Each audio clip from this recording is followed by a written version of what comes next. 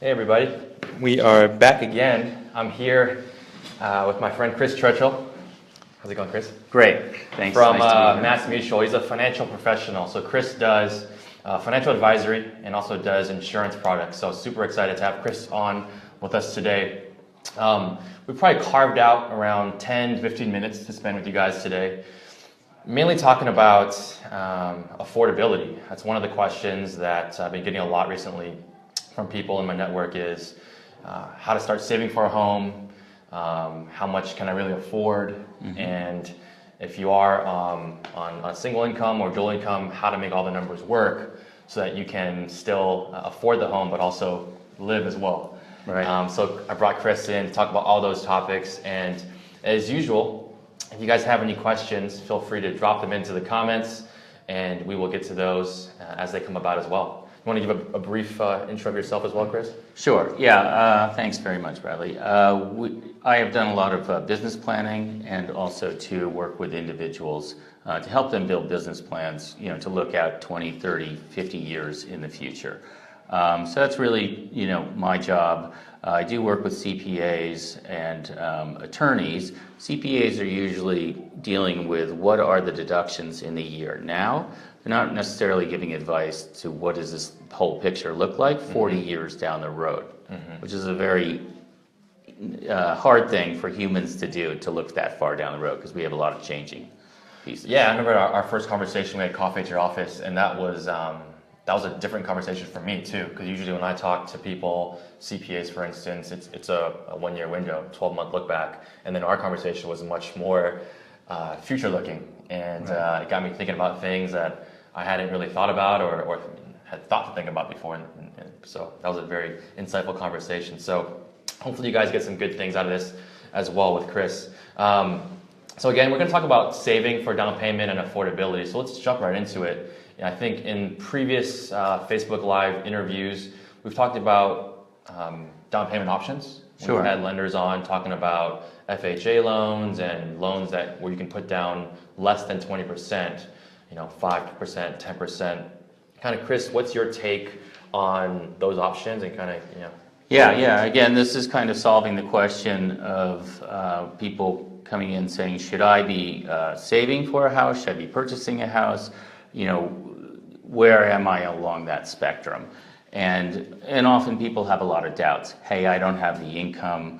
I can't, possibly compete in the Bay Area. So there is a way to compete, and many people have heard about FHA loans. So that's 3.5% down. Yep. Not a great deal, however. So it's a way to step in, but the real magic number that we look for is getting at least 5% down. So at 5% down on a house or an apartment, then you can start to avoid the 1.7% mortgage insurance. So that will give you a much better ROI and make this a much more realistic investment for you for the long haul. So it's really important. If you can get up to 20% down, that's great, but it's going to take you a long time to save for that. Especially in the Bay Area with Bay Area or San Francisco prices, it could take a long time. Yeah. Right, but when you get to the 5%, for the mortgage lender as well, it's much easier to shop the mortgage rate around, and so you can get a better mortgage rate, a better lender, better lending deals, and pay less in insurance. Gotcha. That's good. And in our example today, we'll make this all hypothetical, but we'll make it somewhat real for San Francisco. We'll call it a $1 million condo. And so rolling in from down payments to affordability, which you briefly touched on, let's talk about the numbers and how to make the economics work on a $1 million purchase. So say you have the 20% down, or say you have the 5% down. Let's say it's 20% down. Right, and so you put down $200K on a $1 million property, with the principal, insurance, and tax, you're still looking at around probably $4,800 a month, all in on that housing payment alone. Okay. So, kind of from a financial advisor perspective, that's $4,800 going towards a home. You also have other things you need to live on, like food, and so kind of walk us through how you think about how much someone should be earning to be able to afford, $4,800 a month, for instance. Sure. Yeah. So for $4,800 a month, Basically, if you're in the 28% tax bracket, which most people will be when they start, and then they'll get further deductions once they get in. But you'd need to have about $6,144 a month just to cover the mortgage. Pre-tax. Pre-tax, exactly. So that's $73,000 of your total income a year just going to the mortgage. And we'd like to have about double that to 3 times that just to kind of, cover our bases. So if you want a $4,800 a month mortgage, after tax, then you're kind of thinking about a $150,000 pre-tax income. Now that's not doing a lot for your savings. Mm-hmm. So if you can, if you have $18,000 a month in gross income, then you could do 10% for your kind of future savings, retirements, funding, college and other types of things, car payments. Gotcha.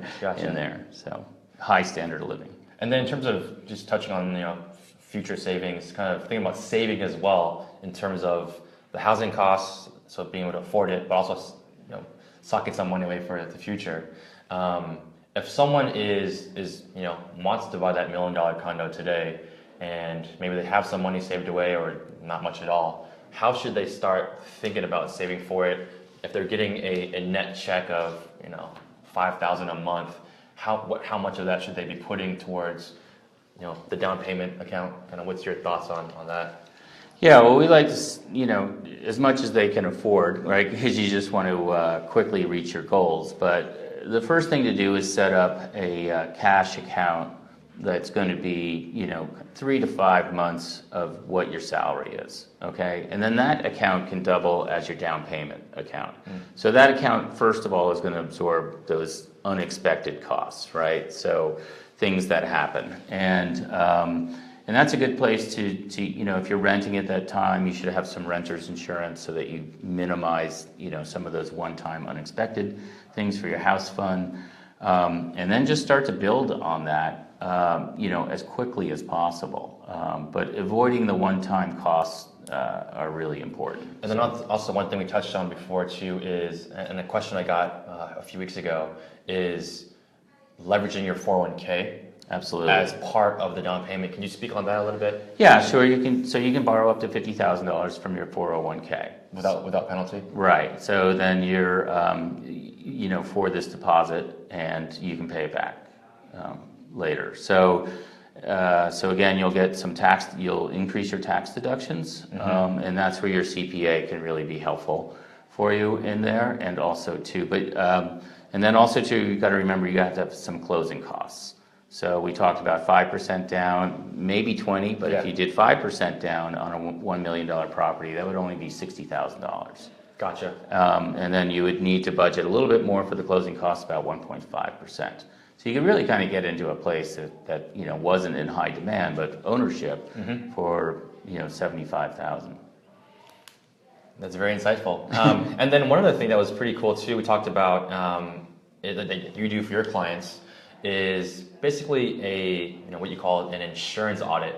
So looking at all the different types of insurance that a person is paying for, and then finding ways to leverage that or to save more money. I'll let you speak to it. Kind of what's your take on how that works? Sure. Well, what we find right now is that people are paying an extraordinary amount of insurance, right? And we don't like to pay insurance. I don't like to pay insurance. It's like paying your IRS bill, right? So, but we're paying it on a state level for disability insurance. We're paying car insurance, which is mandated. We're paying now, if you got into that FHA, they're going to require you to have. So there's all these required insurance, and then there's optional insurance. And what we find is people pay the required ones and then skip on the optional ones. But the optional ones are the ones that you actually want. Yeah.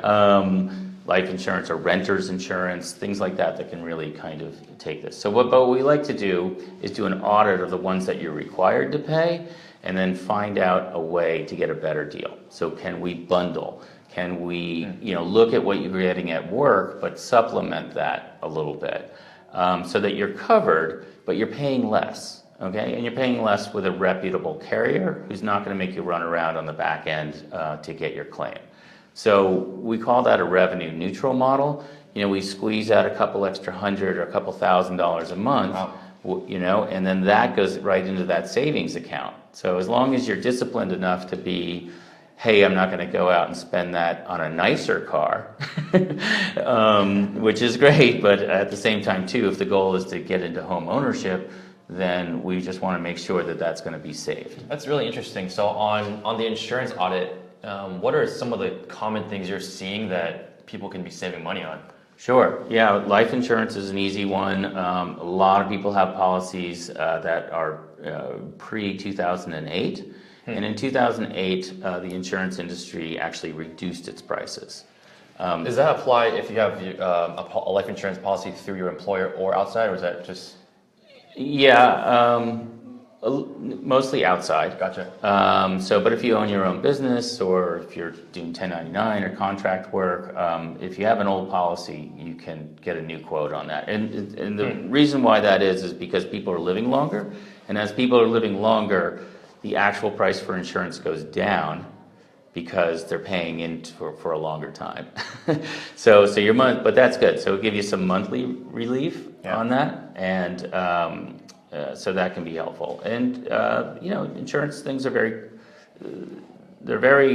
competitive, but at the same time too, it's hard for people to do the work. Right, you got to bring up your old statements. You got to meet with somebody. You got to take off a Saturday or something like that. Not fun. Or just work with somebody that can do this electronically.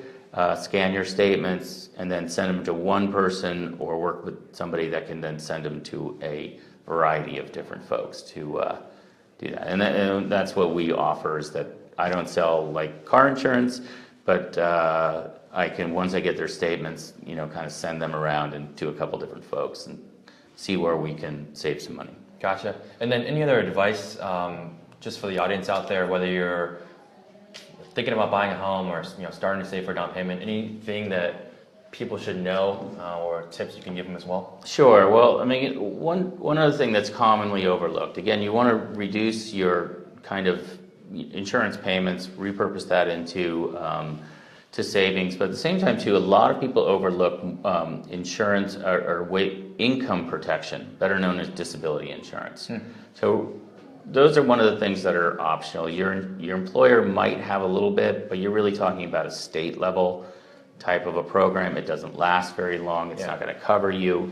So you might look into disability insurance when you're young.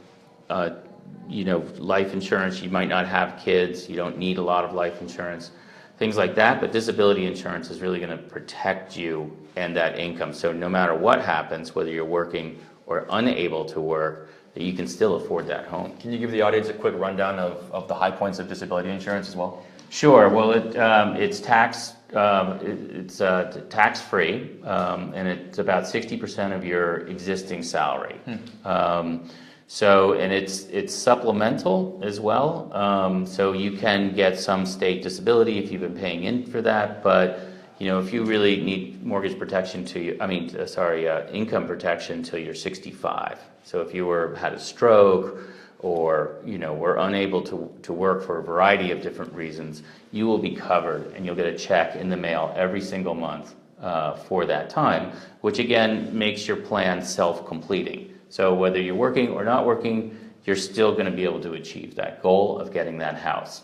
So it's a small amount to pay for that kind of protection. And again, a lot of people are saying, well, I don't need life insurance. Great. Yeah, especially if you don't have kids and, not a lot of responsibilities. Save that bill for later, but get it towards income protection, now.